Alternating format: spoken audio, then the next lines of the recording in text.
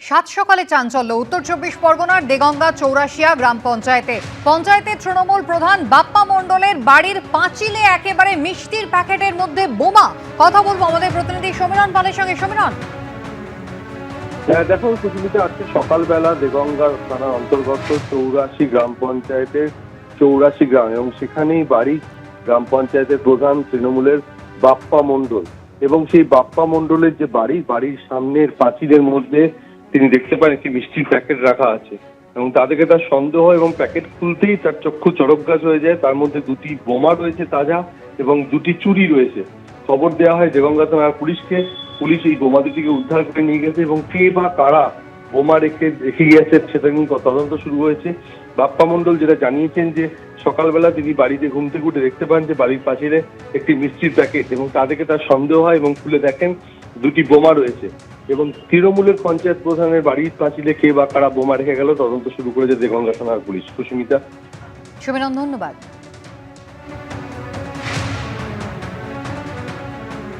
মাগুরার জয়পুরে বৈধ উপায়ে বালি খননেও তৃণমূল কর্মীর বিরুদ্ধে উঠল তোলাবাজির অভিযোগ। পুলিশের হাতে গ্রেফতার হলেন জয়পুর থানার পড়াশিয়া গ্রামের তৃণমূল কর্মী বিকাশ দে সহ 7 জন। গোটা ঘটনায় তদন্ত শুরু হলো শাসক বিরোধী তরজাও। বৈধ উপায় বালি খননেও তোলা দাবি, তোলা না দেওয়ায় মিলেছে গাড়ি জ্বালিয়ে দেওয়ার হুমকিও। বাঁকুড়ার জয়পুরে বালির এই অভিযোগে গ্রেফতার করা হলো তৃণমূল কর্মী সহ 7 জনকে। জয়পুর থানার পড়াশিয়া গ্রামের তৃণমূল কর্মী বিকাশ দে সহ 7 জনকে সোমবার বিষ্ণুপুর মহকুমা আদালতে তোলা হয়। মিট ইনফোটেকের এর যে ম্যানেজার আছেন উনি একটা অভিযোগ করেছিলেন, তখন উনি ওইসব বালিখাতের ম্যানেজার হিসাবে উনি কাজ করেন এবং সেই সময় ওনার গাড়িগুলো সব লোড হয়ে বেরিয়ে যাচ্ছে, ওদের গাড়িগুলোকে আটকাচ্ছে। ওদের দাবি ছিল যে 10 লক্ষ টাকা দিতে হবে এবং 3টে ক্লাব ঘর তৈরি করে দিতে হবে। এবং ওরা তখন ড্রাইভার যে ছিল 3,500 টাকার মতন মনে হয় ছিনতাই করেছে এবং মারধরও করেছে।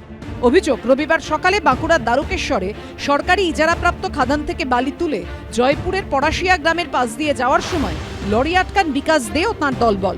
অভিযোগ, 10 লক্ষ টাকা দাবির পাশাপাশি 3টি ক্লাবঘর তৈরি করে দিতে বলা হয়। রাজি না হওয়ায় লরি চালকদের মারধর ও গাড়ি জ্বালিয়ে দেওয়ার হুমকিও দেওয়া হয় বলে অভিযোগ। এটা ডিমান্ড করছে তারা যে 10 লক্ষ টাকা দিতে হবে এবং 3টে ক্লাব ঘর করে দিতে হবে। মারধর করেছে এবং তাদেরকে গাড়ি জ্বালিয়ে দেবো এরকম হুমকি দেখিয়েছে। এরপরই জয়পুর থানায় অভিযোগ জানান বালিঘাটের ম্যানেজার। ঘটনাস্থলে পুলিশ পৌঁছতেই হাতে নাতে ধরা পড়েন তৃণমূল কর্মী বিকাশ দে সহ 7। যে পরিমাণ টাকা দিয়ে যদি অবৈধ বালির গাড়ি হয়ে থাকে ওটা পাস করার কথা ছিল, সেখানে কোনো ভারসাম্যের অভাবের কারণে এই ধরনের ঘটনা ঘটেছে। গ্রেপ্তার হলে বোঝা যাচ্ছে প্রশাসন অ্যালার্ট আছে। সোমবার ধৃত তৃণমূল কর্মী সহ 7 জনকে 14 দিনের জেল হেফাজতের নির্দেশ দেয় বিষ্ণুপুর মহকুমা আদালত। তুহিন অধিকারীর রিপোর্ট, এবিপি আনন্দ, বাঁকুড়া।